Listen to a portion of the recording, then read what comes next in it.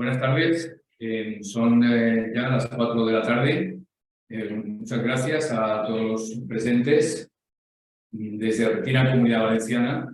Para los que no me conozcan, mi nombre es José Joaquín Gil, soy el tesorero de Retina Comunidad Valenciana y hablo en nombre de la presidenta Almudena Maya, que no ha podido estar con nosotros, y el mío propio, lógicamente.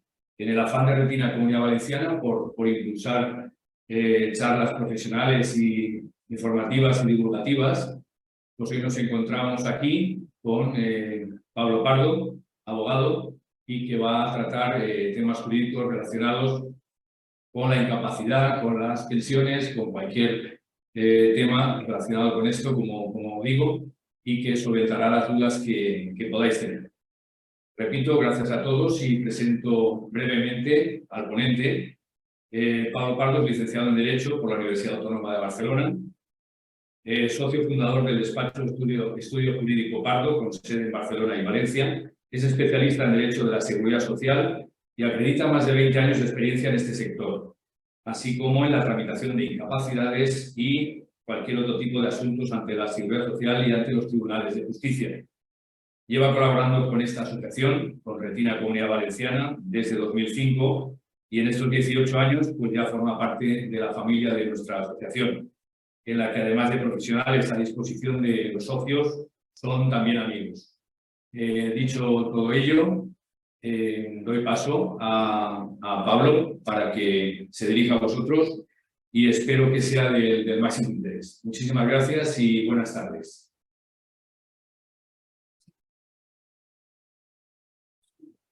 Pablo.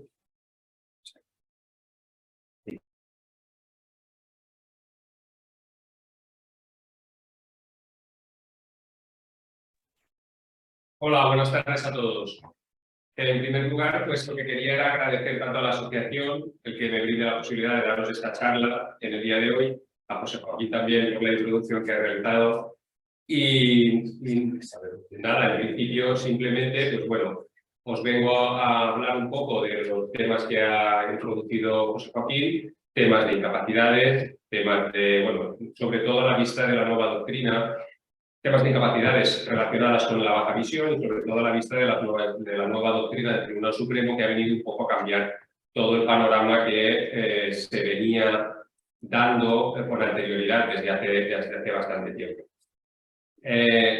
Si os parece bien, lo que podemos hacer es yo primero hacer la exposición y posteriormente, al final, podemos dar un tiempo, un apartado para preguntas y dudas. También parece ser que hay un chat donde se me puede ir preguntando algún tipo de pregunta. Pero yo lo que haría, si os parece bien, sería hacer la exposición y posteriormente ya un turno de dudas, preguntas y cualquier cosa. Supongo que lo podemos alargar hasta más o menos las 5:30, más o menos a ese horario, pero bueno, sobre la marcha podríamos decidir cuándo podemos finalizarlo. ¿De acuerdo? Pues nada, vamos a empezar con ello, con la charla. Como sabéis, la charla, bueno, como digo, está enfocada a explicar las incapacidades en relación con la baja visión y, como debéis saber la mayoría de vosotros, las incapacidades principalmente son tres, aunque posterior, puede haber una cuarta. Estaríamos hablando de la incapacidad permanente. Estamos hablando de incapacidades contributivas en primer lugar. Y en estas incapacidades contributivas nos encontraríamos estos 4 tipos de incapacidades.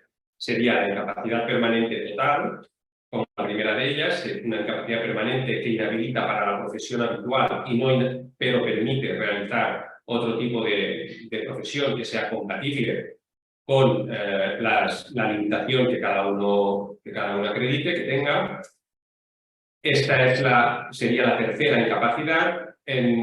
Exige, obviamente, un periodo mínimo de cotización, que luego podemos hablar de él, y que en esta incapacidad lo que se pagaría sería, o sea, la pensión que se obtendría si se es reconocido con la incapacidad permanente total sería un 55% de la base reguladora. Luego hablaremos de cómo se calcula esa base reguladora, para que lo sepáis también un poco. Sería 55% de esa base reguladora hasta el cumplimiento de los 55 años. Una vez cumplidos los 55 años y si no se tiene otro trabajo, porque recordar que la incapacidad permanente total permite trabajar en otra profesión o oficio que sea compatible con la limitación que uno pueda tener, y si al cumplir los 55 años, si no se tiene otro trabajo, se aumentaría ese porcentaje en el pago de la pensión de la base reguladora al 75%. ¿De acuerdo?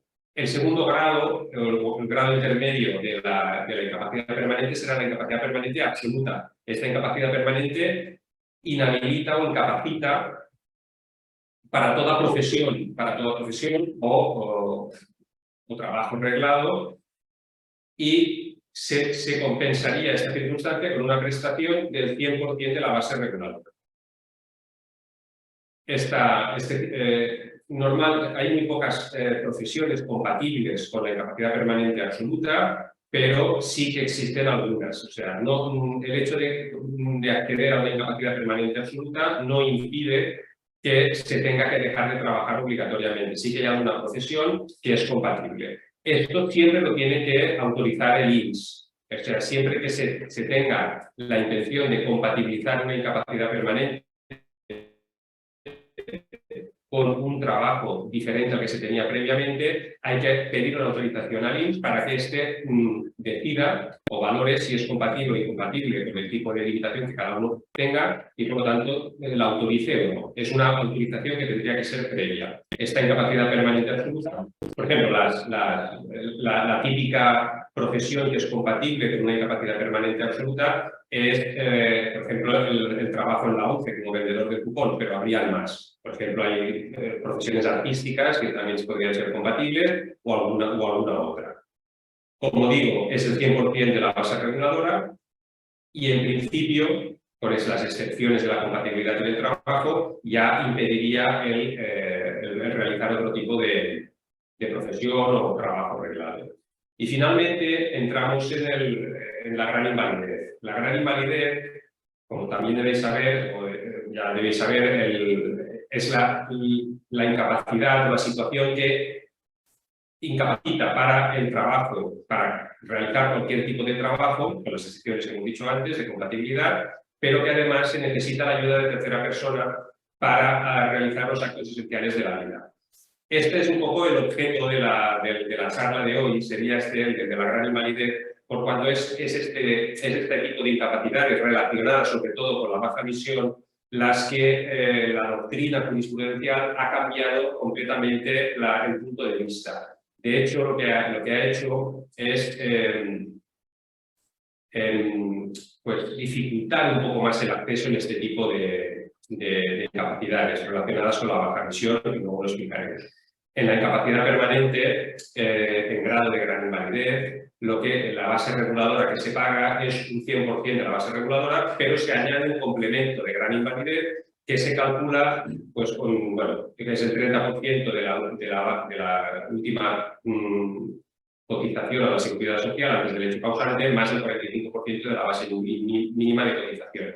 Y este importe no puede ser inferior al 45% de la base reguladora de cada uno. Pero bueno, normalmente en las pensiones que se otorgan por gran invalidez, el complemento de la gran invalidez suele ser bastante superior al 50% de la base reguladora. Y finalmente, habría un tipo de incapacidad permanente que es la incapacidad permanente parcial. Esta sería como la primera, la más leve, por decirlo así, y en donde lo que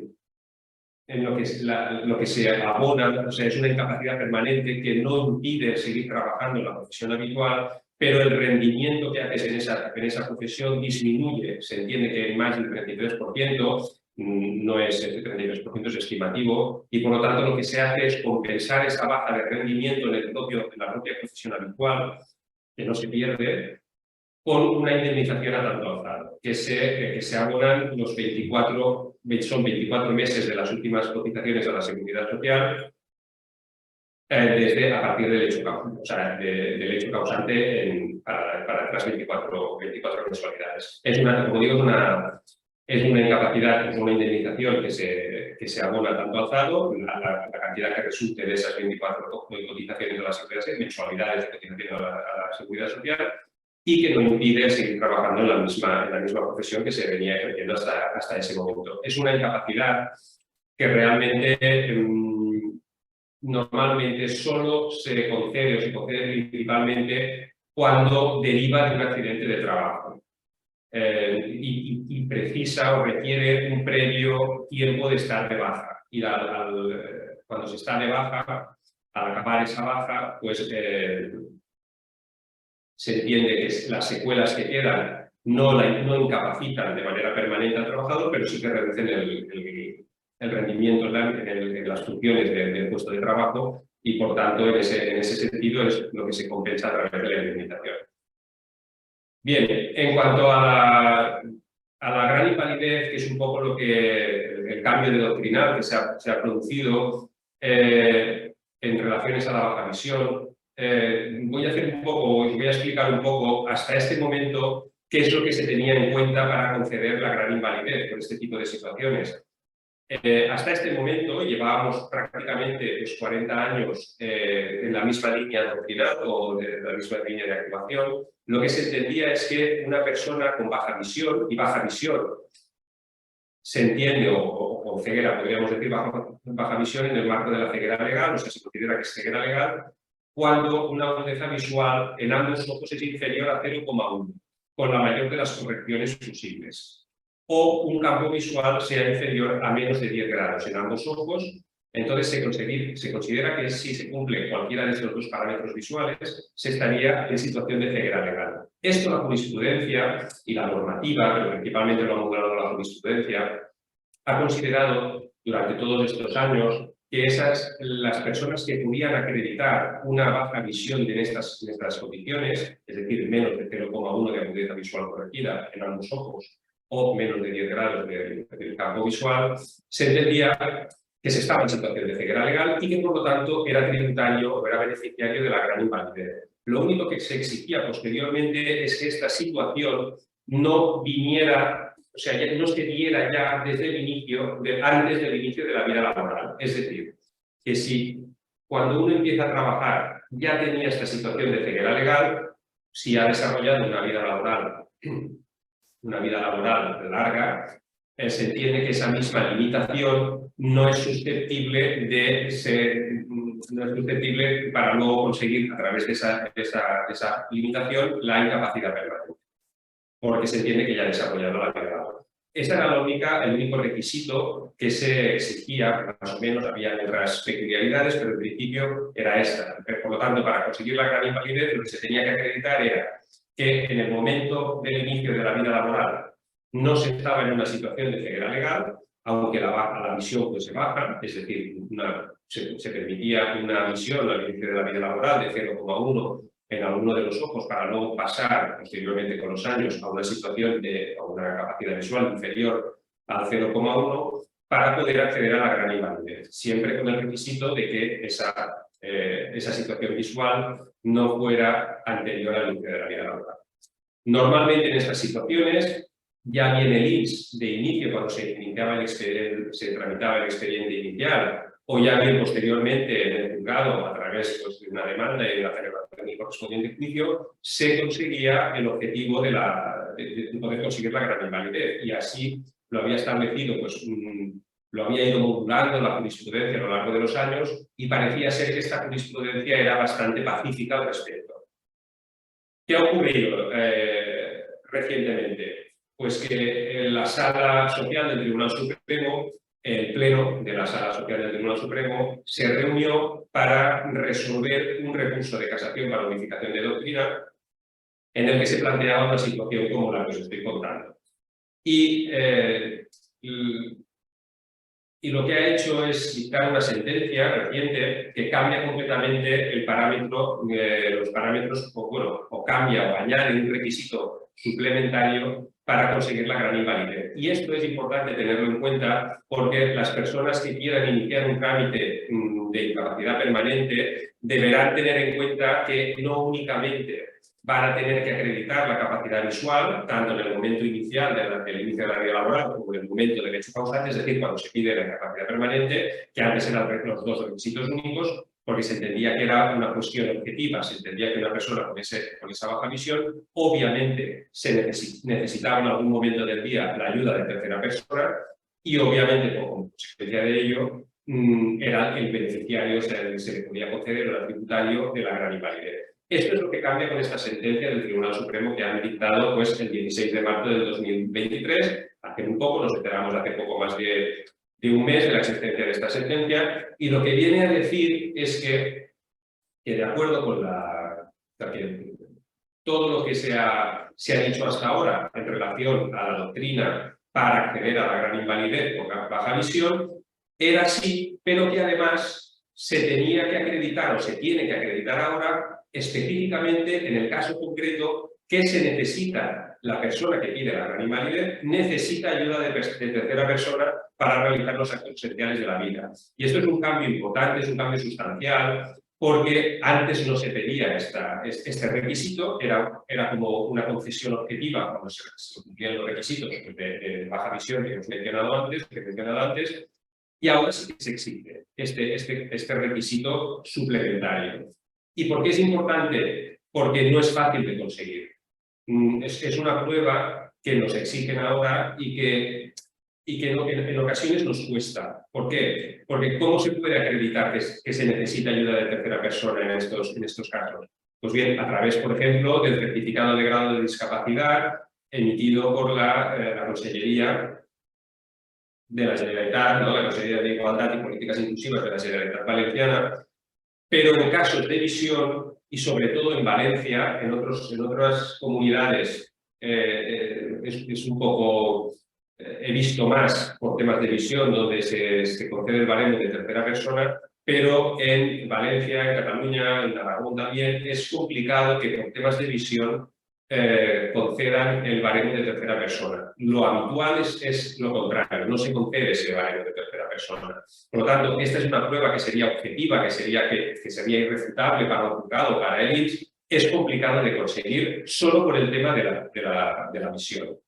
Entonces, otra de las pruebas que este es más sencillo sería la tramitación de la ley de dependencia para acreditar que como mínimo se estuviera en un grado 1 de dependencia. El grado 1 de dependencia es el grado en el que se entiende que una persona necesita ayuda de tercera persona como mínimo 1 o 2 veces al día.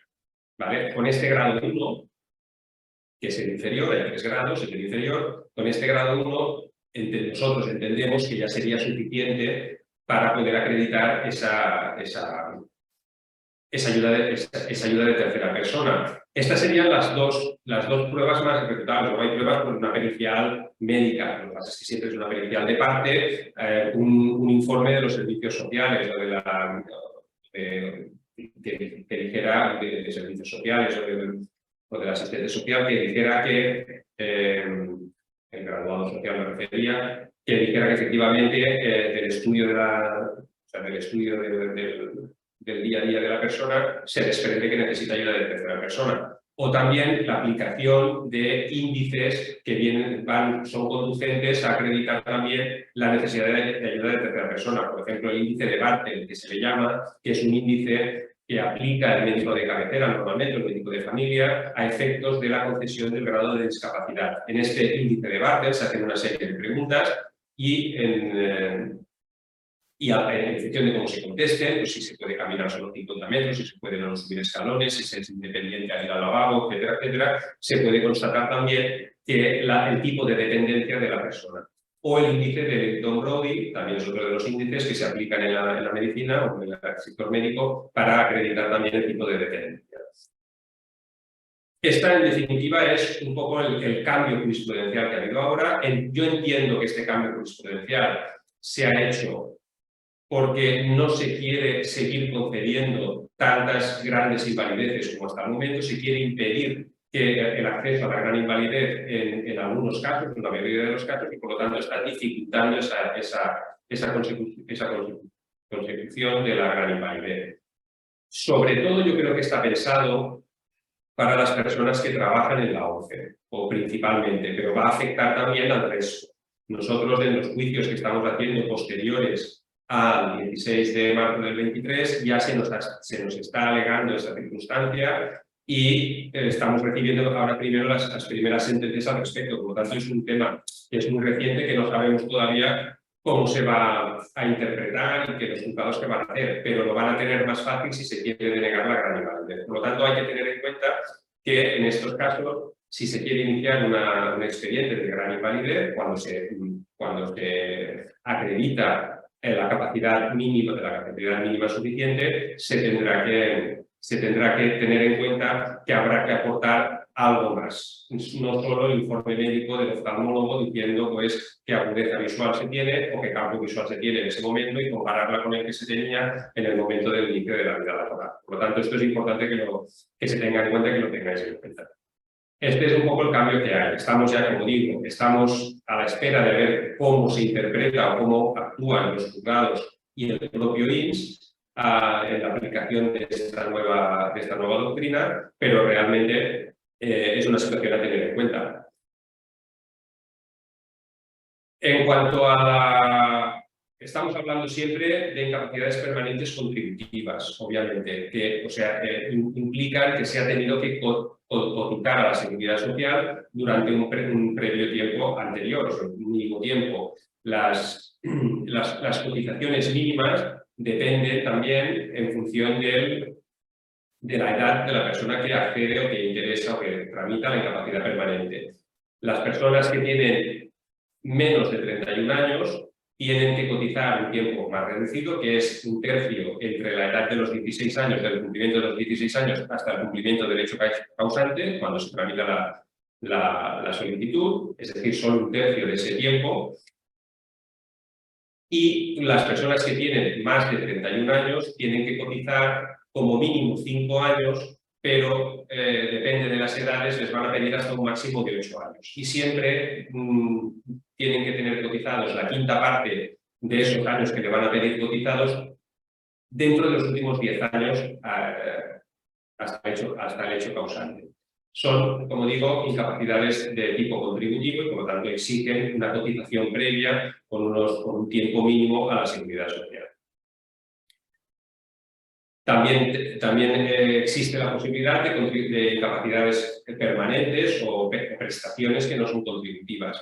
Esas prestaciones ya se dan en el ámbito de la incapacidad permanente o en el ámbito de la jubilación, y están pensadas para las personas que no han podido cotizar precisamente ese tiempo mínimo exigido en la ley de la Seguridad General de la Seguridad Social, pero que, claro, no podían acceder con normalidad al mercado laboral como consecuencia de la limitación que padecen. Estas incapacidades permanentes o estas prestaciones de incapacidad permanente o prestaciones de jubilación exigen otros requisitos y, obviamente, son prestaciones de menor importe. Son, por ejemplo, para acceder a la prestación no contributiva de incapacidad permanente, con incapacidad permanente lo que nos van a exigir es un mínimo de un 65% de un grado de discapacidad, aparte de ser español, residir en España un tiempo determinado, mínimo 2 años antes de pedir la solicitud, etcétera, pero se va a solicitar un mínimo del 65% del grado de discapacidad para la incapacidad permanente. Y si además se acredita que se necesita ayuda de tercera persona, se incrementa la pensión, la prestación en un 50%. Para el tema de la jubilación, más o menos va por el estilo, pero tiene otros requisitos, pero bueno, más o menos el importe de las prestaciones son bastante parecidos una a otra. Este tipo de prestaciones, que hay gente que puede ser muy interesante precisamente porque no ha podido cotizar un mínimo determinado, son compatibles con otro tipo de prestaciones asistenciales que vienen a complementar un poco la capacidad o la prestación, el importe de la prestación, por ejemplo, el ingreso de mínimo vital. Lo que pasa es que nunca las prestaciones de este tipo nunca se pagarán en principio los dos importes que legalmente estén establecidos, los importes mínimos, sino que hay un tope máximo y si con con una de las prestaciones no se alcanza, pero con la otra sí, se complementará con la otra prestación. Por ejemplo, ya digo, como el importe del ingreso mínimo vital, por ejemplo, con la prestación de no contributiva por incapacidad permanente o también por la jubilación. Este es un poco el marco que hay en relación a la incapacidad permanente con las novedades que ha habido actualmente en función de la nueva doctrina del Tribunal Supremo. Bueno, yo finalmente también os iba a comentar, os podría decir que en cuanto a la base reguladora, el cálculo de la base reguladora de las incapacidades permanentes contributivas, como digo, lo que se cogen depende de la base reguladora, se va a calcular en función de los años cotizados y en función de la edad. Es un cálculo que no es aritmético, sino que se coge, pongamos de ejemplo, una persona de 60 años, se van a coger los últimos 8 años cotizados, esos últimos años cotizados se los van a mes, cada cotización de cada mes se le va a calcular cuánto sube, los 2 primeros años, los 2 años más cercanos al hecho causante se le van a calcular tal cual, o sea, los 2 años lo que sube la cotización mes a mes, y los 6 anteriores se le calcularán actualizando cada mes con el IPC correspondiente. Esto da una cifra y luego se dividirá por los meses cotizados más 2 meses más por año cotizado por las pagas extraordinarias. Esto es el cálculo de la base reguladora de la incapacidad permanente cuando estamos cuando la contingencia es enfermedad común. ¿De acuerdo? Es un poco, no es que sea complicado, pero bueno, es un poco farragoso el poder hacer el cálculo. De todas maneras, obviamente, el INS tiene sus programas informáticos que lo calculan y no hay problema, pero para que vosotros os podáis hacer una idea, se puede hacer de esta manera, aunque ya digo que se necesita pues un poco de paciencia porque se tienen que coger todos los meses, año a año, para hacer el cálculo y actualizarlo con el IPC correspondiente en los años anteriores a los 2 últimos. Y entiendo que por mi parte no habría más cuestiones que realizar. Esto es un poco una aproximación a la situación. Yo creo que ahora, si queréis, podemos solventar dudas concretas o algo que yo no haya dicho en este momento y que os pueda facilitar, sabiendo que cualquier cuestión que necesitéis consultar, os tenéis que poner en contacto con la asociación a nivel particular, y la asociación ya contactaría pues, conmigo, quien tuviera que contactar para poder ponernos en contacto. ¿De acuerdo? Pero siempre a través de la asociación tendréis que contactar. Ahora, si os parece, podemos entrar en el turno de preguntas y dudas, y yo pues si las conozco y las sé, pues las iré resolviendo.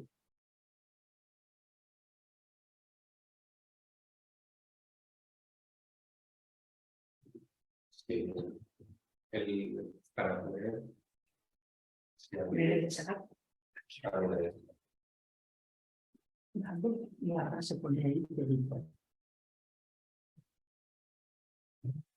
Sí, a ver, me pregunta que si cuando haces un año de baja pasas por el tribunal y te pueden ampliar 6 meses más si así lo consideran. ¿Esos 6 meses te baja la base reguladora? No, en principio no, la base reguladora es la misma.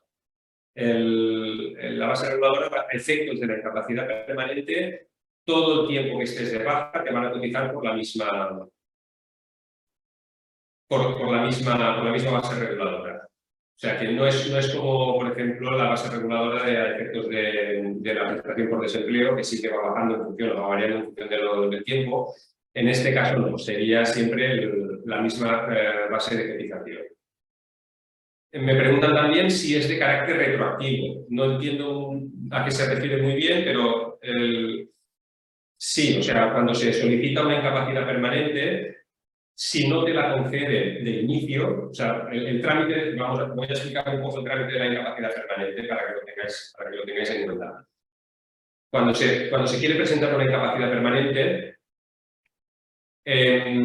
se tiene que rellenar un formulario, presentarlo con la documentación correspondiente, con los datos que pide el INS en el formulario concreto, y se tiene que aportar la documentación justificativa de la limitación que tenga la persona en concreto y se tiene que presentar en el INS. El INS, cuando recibe la solicitud inicial, lo que hace es iniciar el expediente y convoca al interesado a un tribunal médico, que es como pasar una consulta con un médico valorador, que él decidirá o hará un informe entendiendo si procede la incapacidad o no, y si procede la incapacidad, en qué grado procede.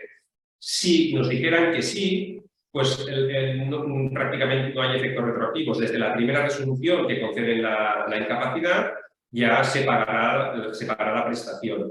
Si nos dijesen que no, es decir, si nos dicen que las lesiones, las limitaciones no son suficientes para captar ningún grado de incapacidad permanente y tuviésemos que presentar una reclamación previa y dentro de X meses nos dijeran que sí por estimación de la reclamación previa o por estimación de la demanda una vez realizado el juicio, entonces sí que tendría efectos retroactivos. La prestación, no en todos los casos, ahora lo diré, pero bueno, sí tendría efectos retroactivos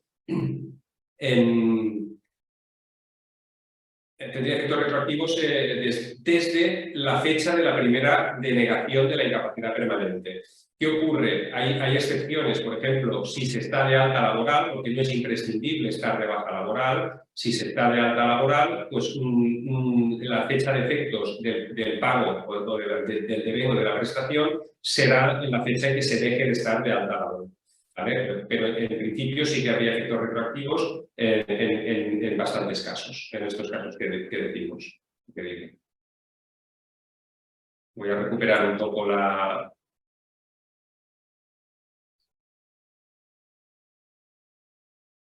Vale, me preguntan que cómo se demuestra también que cuando se empieza a trabajar se tenía mejor visión. Pues se tiene que demostrar con informes oftalmológicos, con informes médicos, que acrediten tanto la agudeza visual como, si se puede, el campo visual. Pero sobre todo, de los dos parámetros visuales, el que se tiene más en cuenta normalmente es la agudeza visual.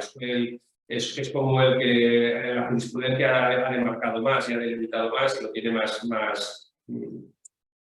estudiado y más analizado. De todas maneras, hay mucha jurisprudencia del campo visual también, pero se tiene que acreditar con informes oftalmológicos que acrediten en la fecha del inicio de la vida laboral. Claro, muchas veces no coincide el informe oftalmológico con la fecha en la que uno empieza a trabajar, se incorpora al mundo laboral, pero bueno, tendría que ser alguno de los informes pues los más próximos a esa fecha.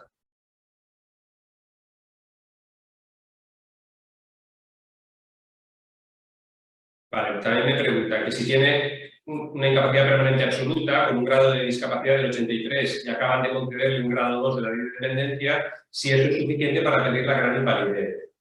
En este aspecto se tendría que tramitar un expediente de revisión de grado, pero depende también de los parámetros visuales que se acreditasen en ese momento. O sea, si podemos acreditar que en el momento que le concedieron a esta persona la absoluta no estaba en situación de ceguera legal, pero ahora sí que está en situación de ceguera legal, más la concesión de la ley de dependencia, sí que sería suficiente para poder acceder a la gran invalidez. Habría que comparar en estos casos de revisión de grado por agravamiento, hay que comparar la situación visual que se tenía en el momento de la concesión de la incapacidad permanente inicial, en este caso la absoluta, con la situación visual que se tiene. Se ha de acreditar un agravamiento siempre en este tipo de procedimientos. Entiendo que si la situación visual de la absoluta ya no era de ceguera en el momento que se le dio la absoluta, y ahora sí lo es, fuera ceguera legal, o más el grado 2 de dependencia, sí se podría acceder a esta gran invalidez.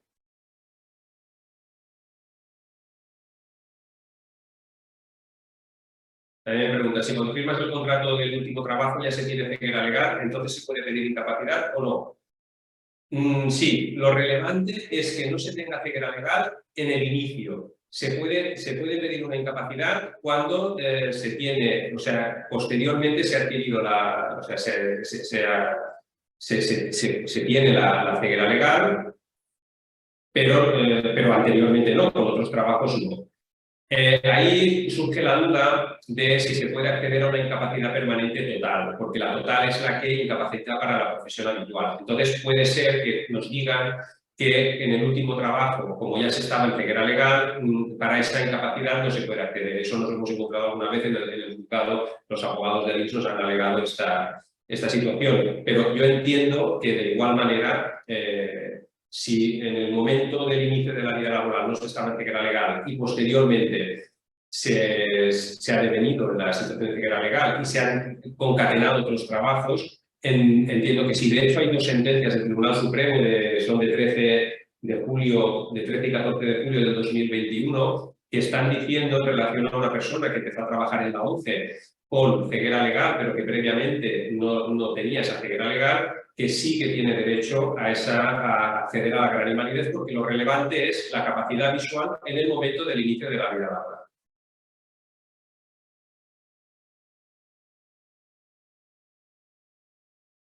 Vale, dicen que si los cambios que se han hecho en el Tribunal Supremo si afectan a los que ya tienen concedida la gran invalidez. No afecta o no debería afectar. En principio la respuesta es no afecta porque es una situación consolidada y en este caso no van a hacer ninguna revisión en función de una doctrina posterior que no se tuvo en cuenta en el hecho causante, o sea, para decidir la situación de la gran invalidez en expedientes anteriores.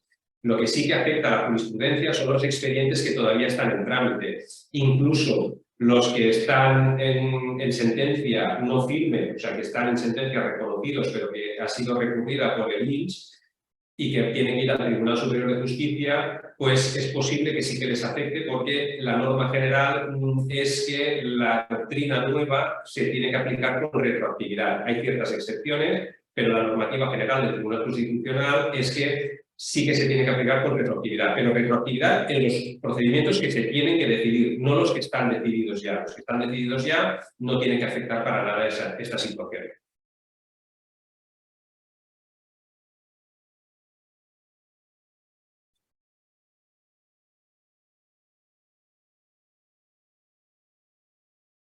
Vale, si me preguntan si en un expediente, cuando se tiene la incapacidad permanente absoluta desde hace varios años y se quiere pedir la gran invalidez, si se pueden añadir, por ejemplo, otras patologías, otras limitaciones. Obviamente que sí. En este caso me habla de una limitación auditiva y entonces sí, si es sobrevenida, o sea, si no existía esa limitación auditiva en el momento de concederse la absoluta y ahora sí que existe, es una situación que se debe contemplar, que se debe alegar y se debe valorar.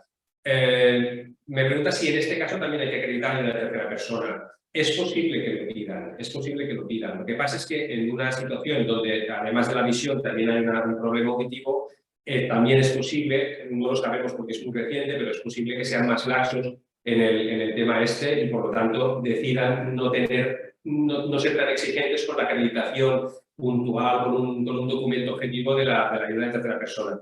Pero en definitiva lo que está diciendo esta nueva sentencia es que la exigencia de esta acreditación concreta de la necesidad de ayuda de tercera persona se equipara al resto de patologías o de limitaciones que ya se entendía que se tenía que acreditar. La visión era como una especie de excepción hasta este momento en el que se decía que no era necesario, que de manera objetiva, acreditando la capacidad visual, ya se podía acceder a la gran invalidez. Lo que dice esta sentencia es que no tiene por qué hacerse una excepción en este tipo de situaciones, que se va a hacer lo mismo que se está haciendo con el resto de patologías o enfermedades. Vamos a ver, otra pregunta.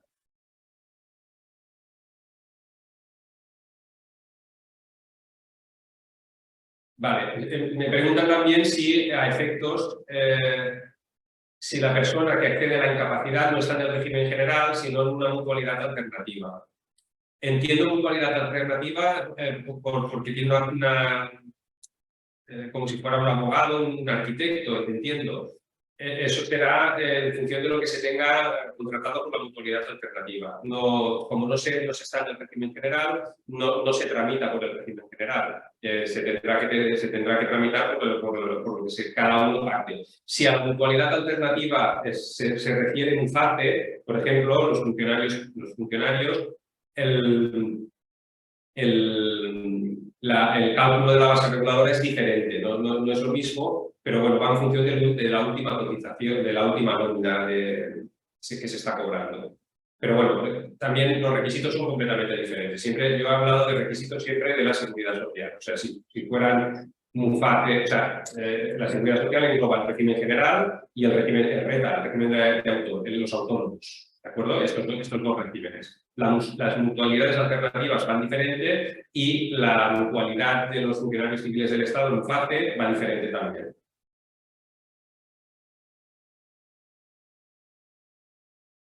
Sí, si me preguntan también si estoy dando pasos para solicitar ayuda de dependencia, si sería el primer paso para solicitar la gran invalidez.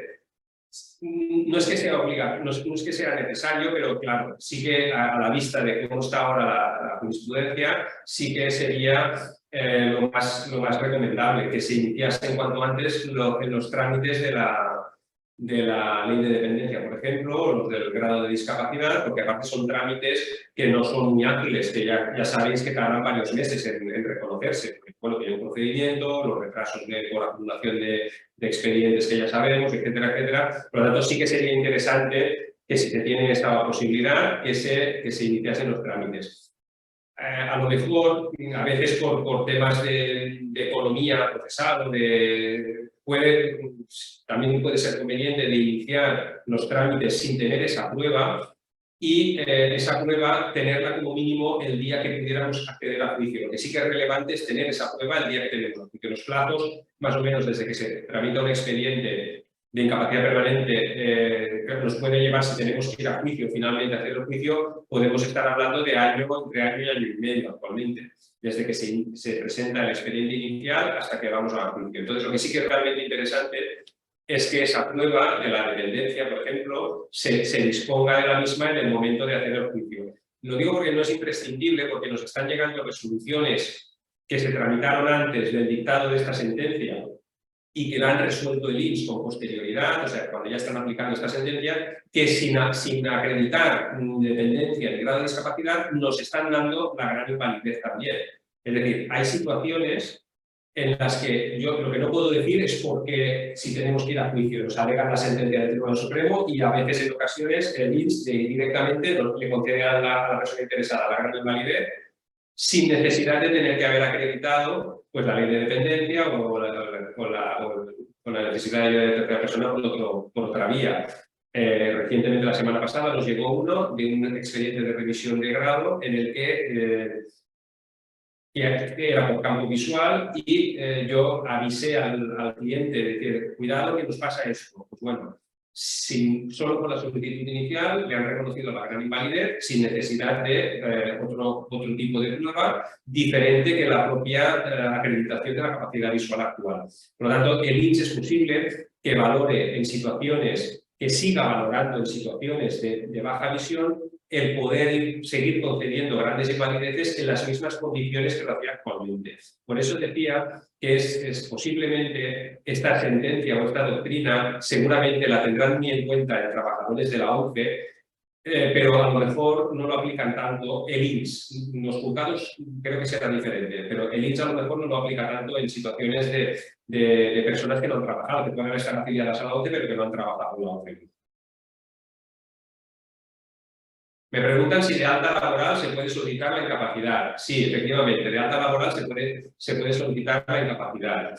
No es lo que yo aconsejo habitualmente. Siempre se prefiere que se tramite una incapacidad desde una situación de baja, porque siempre va a ser más fácil explicar que no se puede seguir trabajando desde una situación de baja laboral. Pero la ley no lo impide. De hecho, conseguimos, y sobre todo, por ejemplo, trabajadores de la ONCE, hemos conseguido muchas grandes invalideces desde la alta laboral. Y no solo trabajadores de la ONCE, sino otro tipo de trabajadores. No es imprescindible.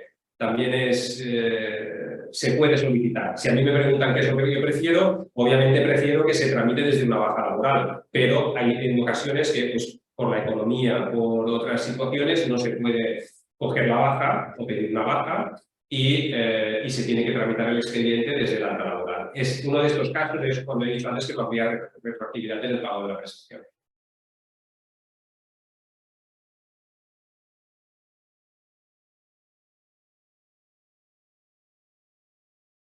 Sí, me dicen que si la comunicación previa para compatibilizar trabajos es nuevo, o porque antes lo que había que hacer era comunicarlo y arriesgarse. Tiene razón esta persona que me dice eso. O sea, realmente lo que se ha de hacer una comunicación previa, pero lo que te dice el INS es que tú lo hagas y luego el INS ya decidirá. Pero yo lo que aconsejo siempre es intentar que el INS te diga más o menos por dónde van los tiros, o sea, que intentar pedir algo de explicación para saber. Pero sí, lo que dice el INS es verdad, que dice, bueno, usted haga lo que tenga que hacer y luego ya veremos lo que decidimos, es cierto.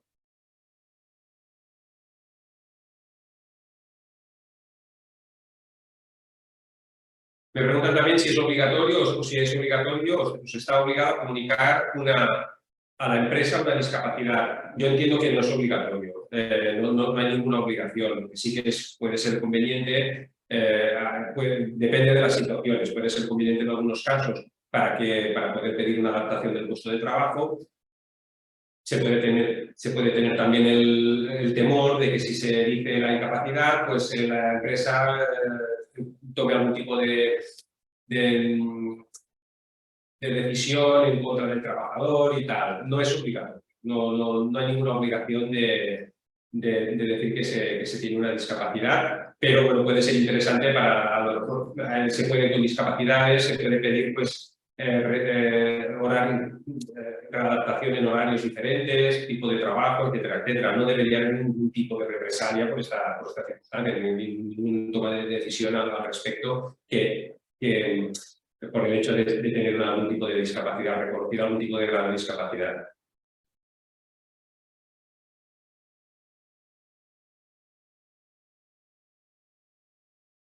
Sí es imprescindible estar de alta laboral o asimilado para poder pedir la incapacidad. No es imprescindible. En el alta laboral o asimilado al alta se puede pedir la incapacidad permanente absoluta y la incapacidad permanente gran invalidez. Se puede pedir.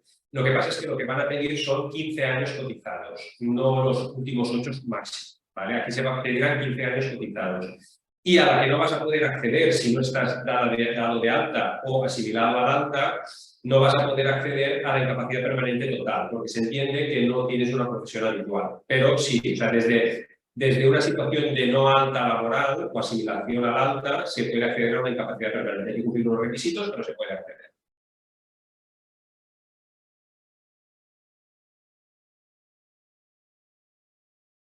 Me preguntan también si...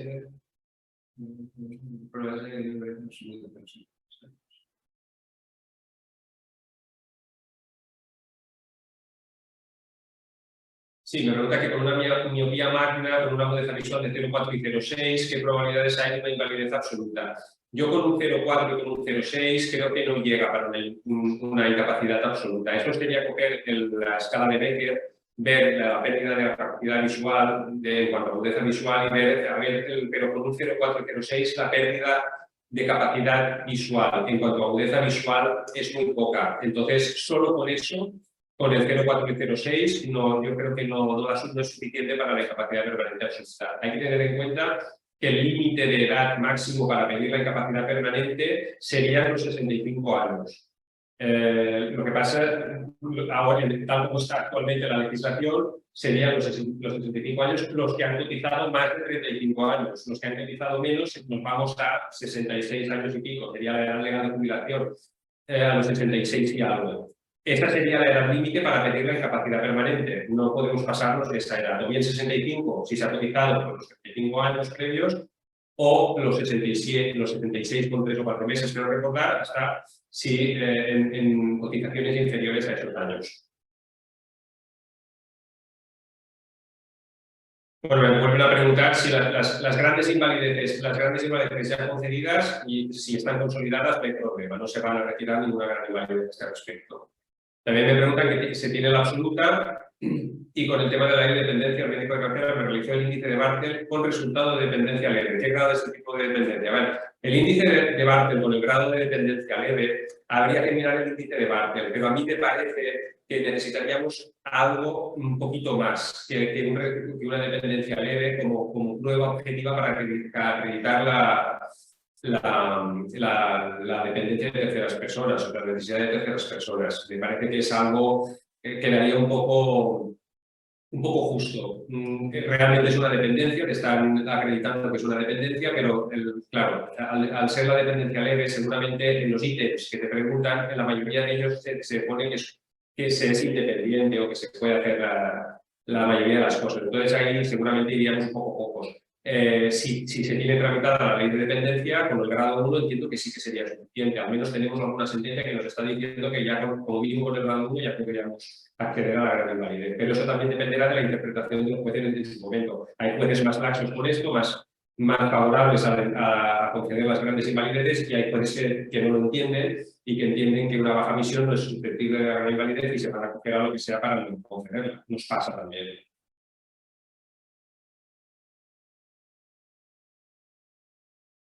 También me pregunta que si se está pendiente de una resolución tras recurrir el INS por una incapacidad absoluta donde pretendemos solicitar gran invalidez, ¿es posible y vale la pena realizar trámites para la tercera persona? Si ya hay sentencia, ya no se puede aportar ninguna documentación. Es decir, cuando ya hay sentencia y se ha concedido esta gran invalidez, si el INS recurre, o sea, después del juicio ya no se puede presentar ningún tipo de documentación y por lo tanto ya no se va a poder, en este procedimiento ya no se va a poder aportar ningún tipo más de prueba que acredite la necesidad de tercera persona. Esta es una de las situaciones que van a ser más conflictivas, porque vamos a ver hasta qué punto van a aplicar la doctrina del Tribunal Supremo actual. Como he dicho anteriormente, el Tribunal Constitucional dice que la nueva jurisprudencia se ha de aplicar retroactivamente, es decir, que a una sentencia que se haya dictado con anterioridad al dictamen de la sentencia del Tribunal Supremo y que haya concedido la gran invalidez, si el INS recurre, seguramente hará valer esta sentencia y veremos a ver el Tribunal Superior de Justicia cómo lo aplica, pero una de las opciones podría ser que la aplicase. El Tribunal Constitucional dice que se ha de aplicar retroactivamente. ¿Por qué? Porque dice que la doctrina no modifica ninguna ley, sino que la interpreta. Y al interpretar la ley, siendo la ley la misma, esa interpretación debe de aplicarse desde el momento de que cambia esa interpretación. Hay excepciones y yo creo que una tendría que ser esta, por ejemplo, porque deja en completa indefensión la persona, ya no puede ni aportar, o sea, en este expediente ya no se puede aportar ningún tipo de documentación. Deja evidentemente en indefensión a la persona, al interesado en este caso, y por lo tanto debería ser una de las excepciones. Yo creo que eso deja en indefensión a la parte, vulnera el principio de seguridad jurídica y el de igualdad. Y en esos casos, entiendo, yo creo que los juzgados deberían de tener esa sensibilidad para no aplicar esta doctrina a este tipo de casos.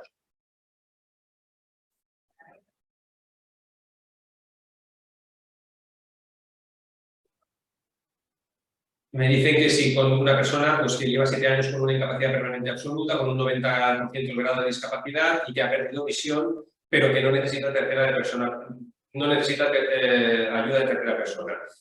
Sí que se puede pedir la gran invalidez, es lo que decía anteriormente. Yo creo que el INS va a tener algo de sensibilidad en estas situaciones. No va a ser tan estricto en el caso de que si el INS ve que ha habido un agravamiento desde la situación de la absoluta a la situación actual y que si antes no se estaba en situación de ceguera legal y ahora sí que se está en situación de ceguera legal, yo creo que el INS sí que va a tener en cuenta esto y no va a tener en cuenta tanto el hecho de tener que acreditar una prueba diferente y tal. Yo, como mínimo, yo lo probaría. Y si dicen que no, entonces ya se podría gestionar o intentar acreditar algún tipo de necesidad de tercera persona. A ver, una persona que está en situación de ceguera legal, aunque pueda hacer las cosas por sí misma, o la mayoría de las cosas por sí mismas, siempre va a tener en algún momento que pedir ayuda o necesitar ayuda de alguien. Por lo tanto, yo creo que tramitando la ley de dependencia es posible que sí que consiga grado 1, será muy factible.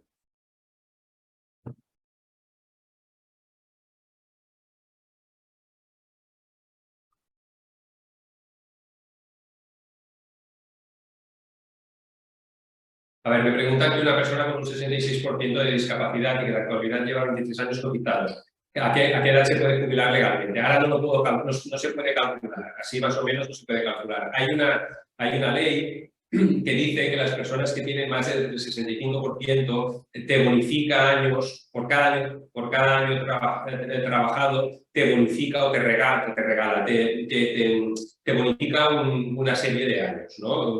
Puede ser del 25%, es decir, cada 4 años trabajados te dan uno, o del 50% si se necesita ayuda de tercera persona, si se acredita la ayuda de tercera persona. Eso depende, o sea, con el 66, lo que pasa es que hay que tener en cuenta que los años bonificados en este aspecto solo son desde que se concede el grado de discapacidad correspondiente, no desde el inicio de la cotización. Es decir, si llevas 10 años trabajando con el 66%, te bonificarán solo esos 10 años trabajados. O sea, de 10 años te pondrán pues 4 más o menos. 3 más aproximadamente.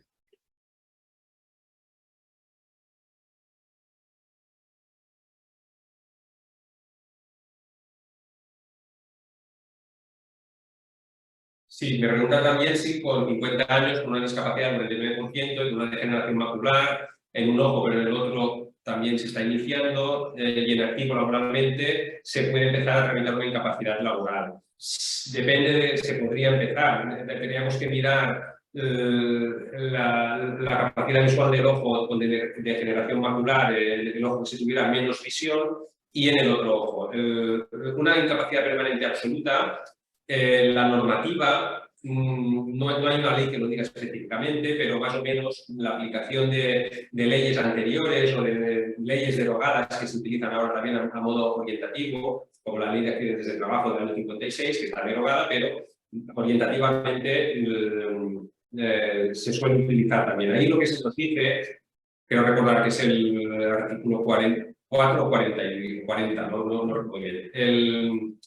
Lo que nos dice es que si un ojo está perdido, o sea, se tiene cero, prácticamente cero, y el otro está a la mitad del porcentaje de visión, sí que es susceptible de la incapacidad permanente absoluta. Y por lo tanto, se podría medir la incapacidad. En cuanto a la incapacidad permanente total, como depende de la profesión, habrá profesiones que a lo mejor con esta capacidad visual sí que se podría iniciar un expediente y habrá situaciones que no.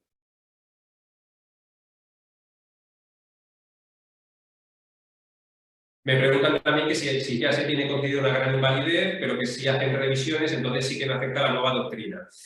Yo es que creo que por gran invalidez, por baja visión, no hacen revisiones. Yo no lo he visto nunca. Entonces, no, creo que no se van a hacer revisiones. Pienso que no lo sabemos porque esto es muy reciente y no sabemos cómo se va a actuar, pero yo pienso que no van a hacer revisiones, que van a seguir el mismo criterio que ahora. Si se hiciera alguna revisión, es posible que mirasen si se necesita puntualmente ayuda de tercera persona o no, pero vamos, me extrañaría que empezasen a hacer revisiones por esta circunstancia, no lo han hecho nunca. Y este tipo este cambio de jurisprudencia, ya digo, no debería afectar a situaciones consolidadas.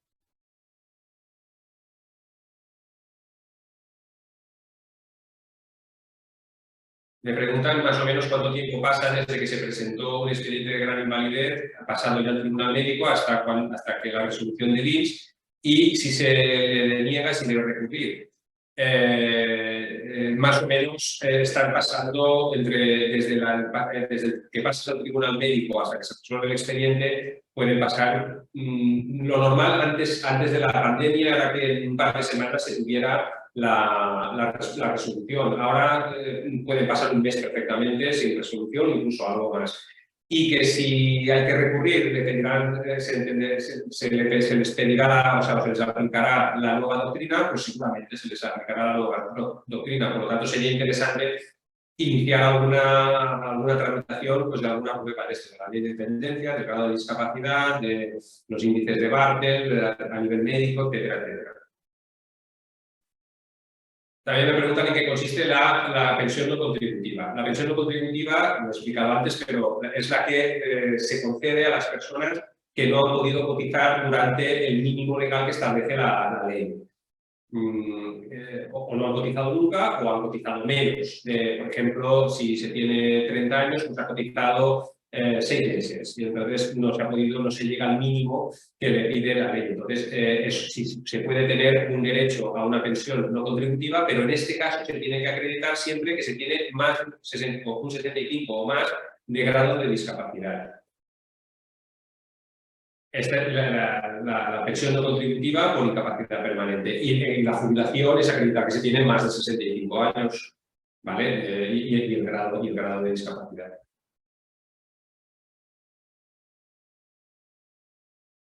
La gran reconocida puede revisar si se cumpla la definición. Bueno, me preguntan otra vez si se puede revisar una gran invalidez ya reconocida. Entiendo que no.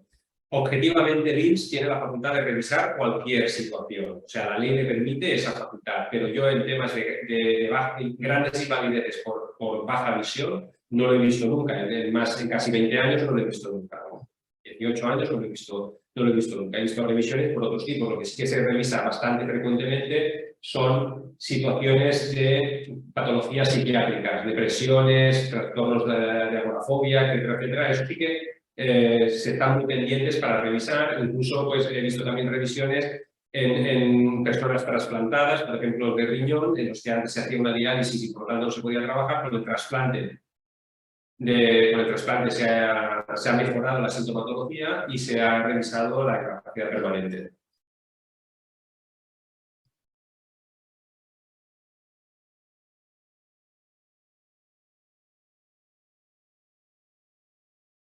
Me preguntan si una persona que está compatibilizando una incapacidad permanente absoluta con la del profesor, que lleva ya 3 años y que no le han dicho nada. En principio, si esta persona comunicó el hecho de la compatibilidad o no y no le han dicho nada, yo entiendo, no hay ninguna normativa al respecto, pero entiendo que no habría problema, porque si ya con 3 años no han dicho que sea incompatible, y se está cotizando al mismo régimen de la Seguridad Social, por lo tanto tienen los datos perfectamente, entiendo que no debería haber ningún problema. De todas maneras, si hubiera algún problema, lo que haría es retirar la pensión. Si se retira la pensión, lo que se tendría que hacer primero es o bien recurrir esa decisión o bien dejar de hacer el trabajo alternativo y volver a cobrar la pensión.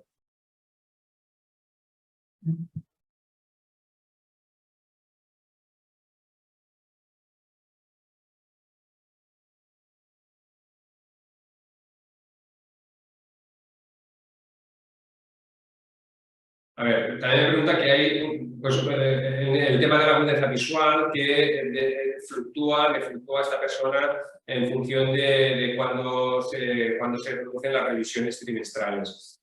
Y esto lo tiene que explicar desde el punto de vista médico. O sea, tendrás que pedirle al médico que te explique cómo se puede, qué explica esta fluctuación o esta diferencia de agudeza visual en función de las revisiones. A nivel jurídico, ¿cómo se puede explicar? Es más complicado poder explicarlo. Yo, en el trámite del informe del expediente, no aportaría todos los informes, aportaría los que más me fueran beneficiosos para mí, para conseguir el objetivo. Ellos, es cierto que el INS tiene un programa que es el Abucasis, donde pueden acceder a todos los informes de la sanidad pública de cada uno. Pero bueno, como mínimo nosotros no facilitarle ese trabajo, ¿no? Que a veces, pues, si se les aportan los informes, no hace falta que ellos vayan a la casa, a veces lo hacen, y por lo tanto, si solo tenemos los informes que nosotros aportamos, pues no tenemos que dar explicaciones de por qué en una revisión tenía más y en otra revisión tenía menos. Pero bueno, es un tema en definitiva que yo creo que lo van a explicar más el oftalmólogo que el abogado.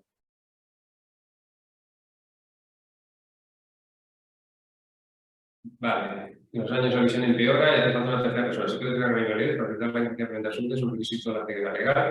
Vale, me tienes, sí, o sea, me dices que si se concede una incapacidad permanente y con los años empeora la visión y hace falta una tercera persona, se puede subir a la gran invalidez. Sí, efectivamente. O sea, este es uno de los supuestos para la gran invalidez. El presupuesto para la concesión es la acreditación de la necesidad de ayuda de tercera persona. ¿Vale? Y me preguntas si para solicitar la incapacidad permanente absoluta es un requisito la ceguera legal. No, de hecho, puede ser un inconveniente que ella esté. O sea, para pedir la incapacidad permanente absoluta, si estás en situación de ceguera legal, te la tendrían que reconocer, esa incapacidad permanente absoluta. Pero ojo, si te quedas ahí y no reclamas la gran invalidez en ese momento, posteriormente sí que puedes tener problemas para conseguir la gran invalidez. Porque te pueden decir que como ya en el momento que se te concedió la incapacidad permanente inicial ya estabas en situación de ceguera legal, porque no hay una revisión, no hay un agravamiento significativo de la limitación, que por lo tanto ahora no corresponde a la gran invalidez. Eso nos ha pasado. Hay veces que lo dicen y hay veces que no lo dicen. Yo siempre aconsejo que cuando si se está en una situación de ceguera legal y se concede por el IMSS la incapacidad permanente absoluta, se tiene que pelear para la gran invalidez siempre.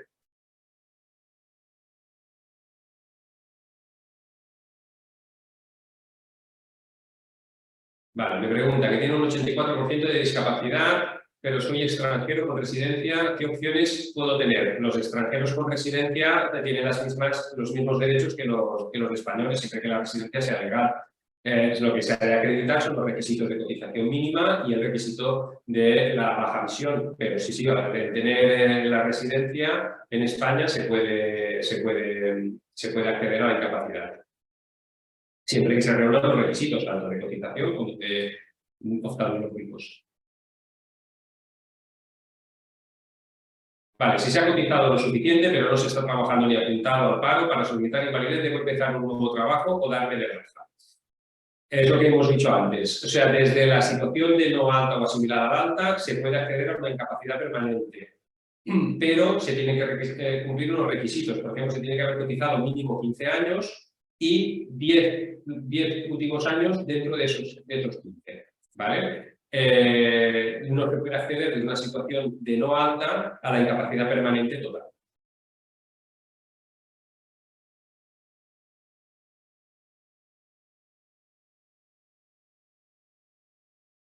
Claro, también me dicen que si tienes 6 años cotizados y 35 años, entiendo que se puede, pero que tengo el problema de no estar... Claro, de no estar de alta o asimilado al alta.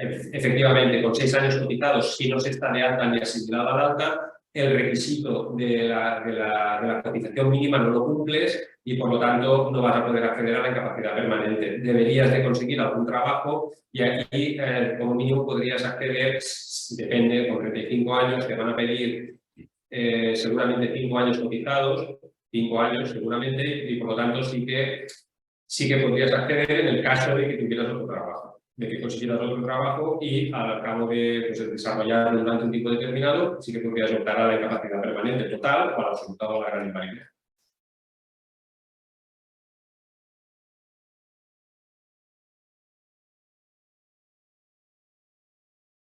Vale, me pregunta, muchas gracias. Mi pregunta es: para conseguir la gran invalidez hay una sentencia del Tribunal Supremo que elimina el automatismo. ¿Algo que explicarnos? Sí, eso es de lo que iba la charla. Efectivamente, el Tribunal Supremo ha dictado una sentencia de 16 de marzo de 2023 en la que elimina el automatismo que le llamas ahora, que era un poco el carácter objetivo de la ceguera como tributaria de la gran invalidez. Actualmente, si se aplica en todos los casos esta doctrina, nos exigirán algo más que la propia acreditación de la baja visión. Nos exigirán que además de la baja visión necesitamos acreditar que necesitamos ayuda de tercera persona. Me pregunta también si en una gran invalidez varía económicamente el tener o no tener tercera persona de ayuda. ¿Cuál sería la diferencia? A ver, vamos a ver, la gran invalidez comporta el pago de un complemento, ¿vale? Que ya hemos explicado cómo se calcula y más o menos antes era el 150 de la base reguladora, era el 100% por la absoluta de la base reguladora más del 50%, esto en el 2007 cambia y a partir del 2007 se hace un complemento de la gran invalidez diferente, que es, bueno, no puede ser inferior al 45%, pero que en la realidad puede incluso ser hasta el 100% de la base reguladora. En pensiones bajas incluso suele ser muy próximo al 100% de la base reguladora. Por ejemplo, si estamos hablando de una base reguladora de 1.200, es posible que el complemento de gran invalidez sea de 700, 800 o incluso 900. Es posible. ¿Vale? Si además tiene alguna prestación con ayuda de tercera persona, por ejemplo, con la ley de dependencia, también se paga un dinero, o sea, es una prestación que precisamente va a abonar la ayuda a pagar a alguien que es el cuidador. La ley de dependencia lo que dice es que el cobro del complemento de gran invalidez con el cobro de la prestación por la ley de dependencia es incompatible, porque se está pagando lo mismo, se está retribuyendo el mismo concepto. Por lo tanto, cuando se cobra la gran invalidez, no se cobra la prestación, aunque lo tenga reconocido, no se cobra la prestación de la dependencia, por ejemplo. Lo que pasa es que, aunque la ley diga esto, en la práctica, lo que se paga de la ley de dependencia es un mínimo. Entonces, sí que no se paga, si de la ley de dependencia tiene reconocida una prestación de 700 euros, se te pagará el mínimo, que actualmente creo que está en 300 euros aproximadamente. Por tanto, cobrarás la incapacidad, o sea, la pensión de incapacidad permanente de gran invalidez, más el mínimo de la prestación que se concede por la ley de dependencia. También me dicen que soy sordo ciego. ¿Cómo se puede demostrar que necesitas a una tercera persona? Pues, por ejemplo, tramitando la ley de dependencia, por ejemplo, tramitando el grado de discapacidad ante la Consellería. Esto es una cuestión autonómica, por lo tanto se encarga de tramitarlo y valorarlo las consejerías o las consellerías correspondientes, o a través de una pericial, si eso normalmente las periciales se aportan al juicio, de una pericial médica que diga que efectivamente se necesita ayuda de tercera persona, pero esto ya es menos objetivo. Una pericial médica pues es un médico que dice que efectivamente se necesita ayuda de tercera persona, pero es un médico de parte al que le pagas tú y por lo tanto tiene menos fuerza probatoria que las otras pruebas que son más objetivas. Pero sí, se puede demostrar de muchas maneras, o con algún informe médico que diga, por ejemplo, del oftalmólogo, del médico de familia, del de cabecera, que diga que necesitas ayuda de tercera persona, también se puede hacer de esa manera.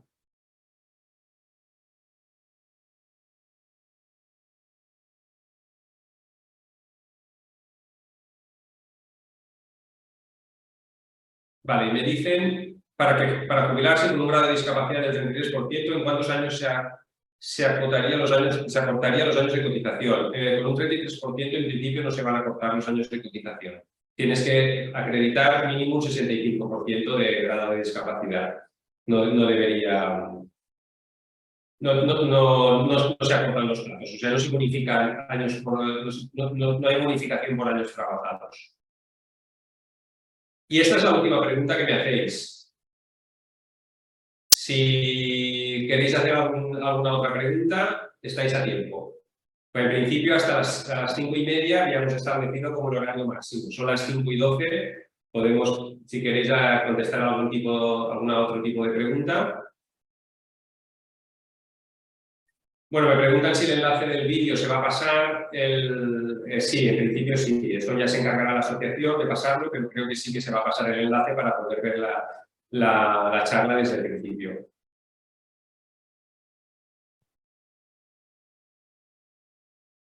Si ya lo tenéis claro, de todas maneras, recordaros lo que os he comentado con anterioridad.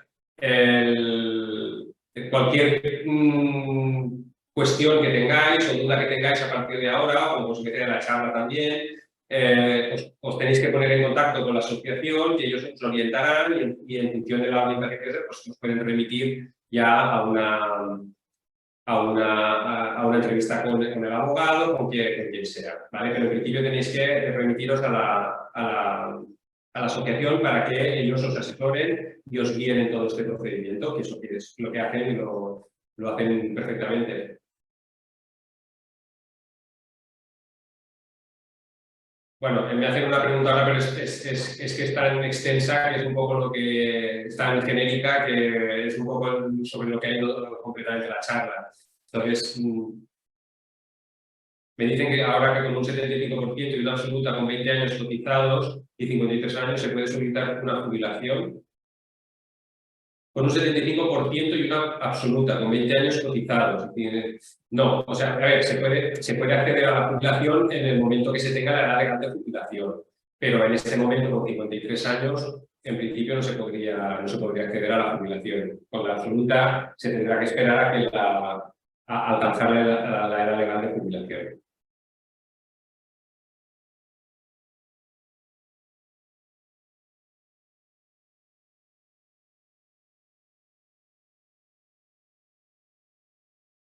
Bueno, si os parece, como veo que ya no hay más preguntas, si os parece podemos dar por finalizada la charla. agradeceros a todos la asistencia. Espero que os haya servido, que os haya podido aclarar conceptos y que por lo tanto, pues eso, tengáis más clara un poco la situación cuál es a partir de ahora.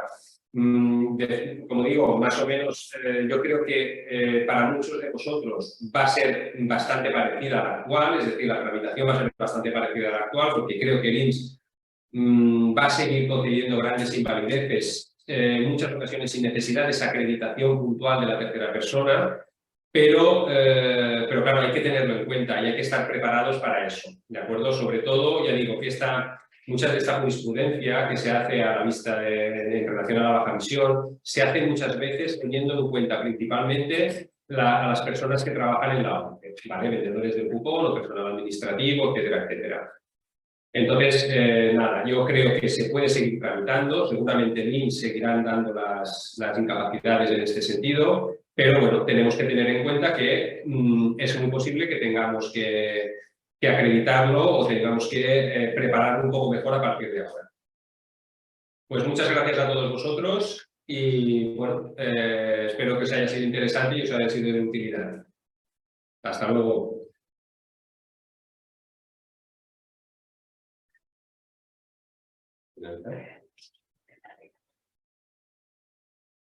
Nadie está hablando.